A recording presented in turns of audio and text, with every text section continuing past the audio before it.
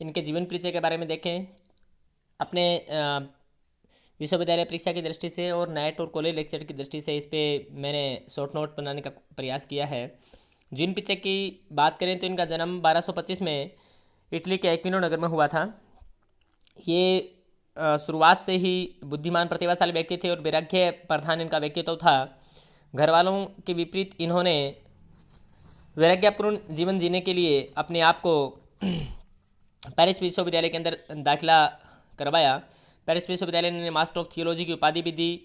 इनका 1274 में देवासान हुआ और इनकी मृत्यु के बाद पायस पंचम के द्वारा इन्हें डॉक्टर ऑफ चर्च की उपाधि से सम्मानित किया गया। प्रमुख रचनाओं की अगर अपने बात करें तो कॉलेज लेक्चरर पिछली वाली जो भर्ती थी उसमें इनकी बुक का नाम आया था सुमा थियोलॉजिया। बहुत महत्वपूर्ण इनकी बुक है। इनके जो राजनीति संबंधी विचार हैं, राज्य संबंधी विचार हैं, वो इसी बुक में मिलते हैं, सुमा थियोलॉजिया। इसके अलावा इन्हें Summa Contra Gentiles on kingship politics ethics, ये दोनों किताबें अरस्तु ने भी लिखी हैं। और इस पॉलिटिक्स और इथिक्स पे टिक्का यानी इनके अरस्तु के ऊपर उनके नीति शास्त्र पर इन्होंने दोबारा टिक्काएँ लिखी हैं। तो पॉलिटिक्स में अगर आपको अरस्तु का ऑप्शन ना मिले तो उसमें सही ऑप्शन होगा थॉमस एक्विनास। और थॉमस एक्विनास को मैं बता दूं मध्य युग का अरस्तु भी कहते हैं। इन्होंने अरस्तु को पुनर्जीवित कर दिया। रूल ऑफ प्रिंसेस भी इनकी बुक है, क्योंकि उस समय के जो राजा महाराजा थे वो इनसे राज्य के शासन संबंधी विचारों के लिए इनके पास आते थे और ये उनको नियम बताते थे। इन्होंने बुक भी लिख दी rule of princes. To the king of Cyprus भी इन्होंने लिखा है। इनके राजनीतिक चिंतन से विचार आ सकते हैं। सबसे अगर मुख्य बात करें तो इनकी जो राजनीतिक चिंतन की सबसे मेन विशेषता थी कि इनमें समन्वय था, सिंथेसिस था। इन्होंने अरस्तु और चर्च, राज्य और चर्च, यानी अरस्तु की जो तर्क थी, बुद्धि थी, विवेक था, उसकी नैतिकता थी, उसको धर्म के आधार पर ढालने का प्रयास किया है। उनमें समन्वय स्थापित करने का प्रयास किया है। अरस्तु के दर्शन को कैथोलिक धर्म से मिलाने का प्रयास किया है।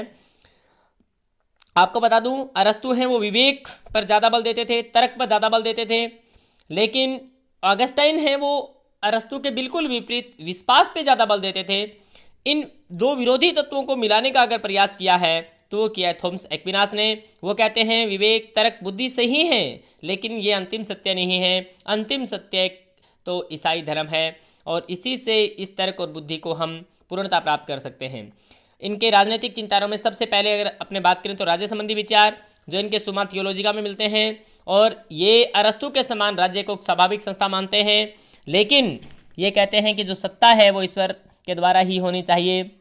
ऑगस्टाइन ये जो मानते थे कि मनुष्य एक पापी है और उसके कारण जो दास प्रथा या इनकी संपत्ति की उत्पत्ति होती है, लेकिन ऑगस्टाइन इस बात को नकारते हैं। वो कहते हैं कि राज्य एक स्वाभाविक संस्था है और संपत्ति एक स्वाभाविक चीज़ है, जिस प्रकार से अरस्तु कहते हैं।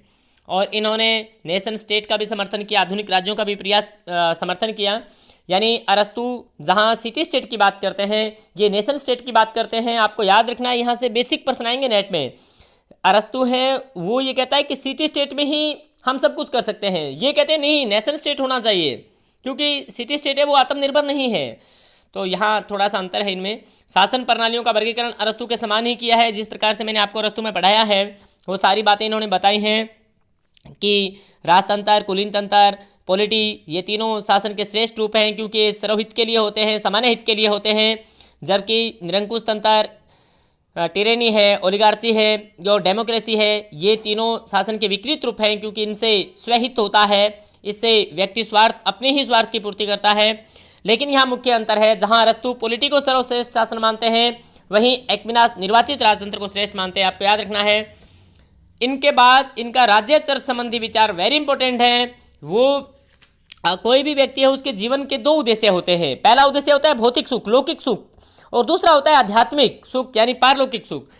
ये कहते हैं कि भौतिक सुख है वो गौण है और उस गौण सुख की साधना है वो राज्य के द्वारा हो सकती है, और जो पारलौकिक सुख है, आध्यात्मिक सुख है, जो मानसिक सुख है, वो परम सुख है, और उसकी साधना, उसकी प्राप्ति केवल और केवल चर्च के माध्यम से हो सकती है। वेरी इंपॉर्टेंट यहाँ वो एक सादृश्यता का उदाहरण देते हैं, एनालॉजी का उदाहरण देते हैं। जिस प्रकार से एक जहाज होता है और जहाज चलता है, तो जहाज के चलने से जहाज खराब भी हो जाता है, उसकी मेंटेन करनी पड़ती है। तो मेंटेन का काम जैसे मिस्त्री करते हैं, और वो मिस्त्री ठीक करते करते, मरम्मत करते करते जहाज़ की रक्षा करते हैं। और इसी प्रकार से जीवन एक जहाज़ है और राज्य है वो एक उसका मिस्त्री है, वो एक बढ़ई है, कारीगर है, वो जो उसके पुर्जे कल पुर्जे खराब होता है उसको ठीक कर सकता है। लेकिन चर्च उसका चालक है, पायलट है। जहाज को अंतिम रूप से अपनी मंजिल पर, अपने लक्ष्य पर, अपने गंतव्य पर पहुंचाने का काम एक पायलट ही कर सकता है, एक मिस्त्री नहीं कर सकता। इस प्रकार से वो चर्च को एक चालक मानता है, पायलट मानता है, और जो अपना जहाज है उसको जीवन मानता है, और राज्य है उसको उसका मिस्त्री मानता है, उसका बढ़ई मानता है। वेरी इंपॉर्टेंट है। वो कहता है उच्चतम सत्य को तर्क और बुद्धि या विवेक के द्वारा नहीं जाना जा सकता, उसको तो केवल और केवल श्रद्धा के द्वारा, विश्वास के द्वारा ही जाना जा सकता है। यहाँ आपने ज़्यादा इस पर चर्चा नहीं करेंगे क्योंकि ज़्यादा लंबा समय लेने पर इसकी जो MB है वो बढ़ जाती है, इसलिए मैं केवल मेन चीज़ें जहाँ से पर्सन पूरी आने की संभावना है वहीं फोकस करूँगा। कानून संबंधी इसके जो विचार हैं वेरी इंपॉर्टेंट है, वेरी इंपॉर्टेंट। यहाँ से हर बार नेट में पर्सन आता है, इस साल भी आया है। कानून यहाँ वो जो यूनान के जो कानून हैं उसकी और रोमन जो कानून है उसकी, क्योंकि इटली का था तो रोम के कानून भी मानता है, और अरस्तु की पूरी दर्शन की अध्ययन करता है। और इसने, आपको मैं बता दूं कि उस समय की जो मेन पद्धति मेडाइवल स्कॉलिस्टिज्म, जिसको मध्ययुगीन विश्वविद्यालय शिक्षा कहते हैं, उसके अंदर भी अपना खूब योगदान दिया है। तो इन्होंने रोम और यूनान के कानून को मिलाने की प्रयास किया है। यूनान यानी अरस्तु क्या कहता था कि वासना रहित विवेक ही कानून है, यानी कानून है उसमें किसी व्यक्ति का योगदान नहीं होना चाहिए, उसकी परम बुद्धि, उसके विवेक को ही कानून मानना चाहिए, व्यक्ति का उसमें कोई योगदान नहीं है। रोम कहता था कि राजा के शब्द, यानी एक व्यक्ति विशेष जो उस समय शासन कर रहा है, चाहे वो चर्च में कर रहे, चाहे राज्य में करे, उसके शब्द है वो भी कानून होते हैं। यहाँ ये कहता है कानून विवेक से प्रेरित लोक कल्याण के आदेश है। इसकी वेरी इंपॉर्टेंट परिभाषा है। ये कहता है कि कानून विवेक से जरूर प्रेरित होता है, लेकिन वो व्यक्ति विशेष जो उस समय जनता का हित कर रहा है, लोक कल्याण कर रहा है, उसी के द्वारा बनाया हुआ होना चाहिए। उसी को पता होगा कि विवेक क्या है, बुद्धि क्या है, विश्वास क्या है, आस्था क्या है। इसलिए वो कहता है कि कानून विवेक से प्रेरित होते हैं, लेकिन किसी व्यक्ति विशेष के जो लोक कल्याण में लगा रहता है उसके द्वारा बनाए जाते हैं। यानी ये कहता है कि वो व्यक्ति विशेष के द्वारा बनाए जाते हैं। और वो कानून के 4 प्रकार, वेरी इंपॉर्टेंट, कानून के 4 वर्गीकरण करता है।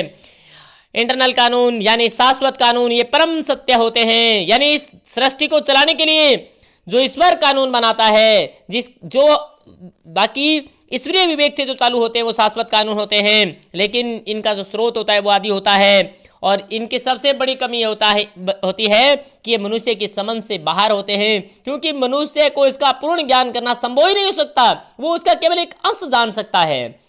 दूसरे है नेचुरल लॉ, ये प्राकृतिक कानून होते हैं, यानी जिस कानूनों की सहायता से हम अच्छे और बुरे का ज्ञान करते हैं, यानी भलाई की जाए, भलाई का अनुसरण किया जाए, बुराई का परित्याग किया जाए, ये जो कानून होता है वो नेचुरल लॉ होता है। जैसे हम आत्म रक्षा के लिए या अपने यौन संभोग के लिए, संतान उत्पन्न करने के लिए, बच्चों की शिक्षा के लिए, परोपकार के लिए, दया के लिए, करुणा के लिए, किसी के जीवन की रक्षा के लिए जो कानून बनाए जाते हैं, that is the natural law होते हैं। ये प्रकृति के द्वारा बने होते हैं, लेकिन ये अधिक स्पष्ट होते हैं, बोधगम्य होते हैं, सबके लिए समान होते हैं।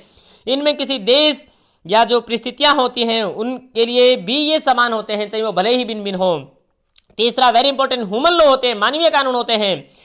जो प्राकृतिक कानून, उसकी सबसे बड़ी कमी होती है कि उसमें दंड की व्यवस्था नहीं होती है, वो केवल नैतिकता के आधार पर चलते हैं। कोई व्यक्ति उसका अगर अनुसरण ना करे तो ना करे।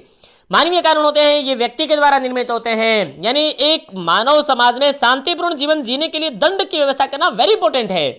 जब तक हम दंड नहीं करेंगे कोई कानूनों की पालना ही नहीं करेगा। मानवीय कानून प्राकृतिक कानूनों के अनुसार ही होते हैं, पूरक होते हैं, लेकिन ये कानून आवश्यक इसलिए होते हैं कि प्राकृतिक कानून है उसकी सबसे बड़ी कमी थी कि वह अनिश्चित, अपरिभाषित और उसमें दंड की व्यवस्था नहीं है।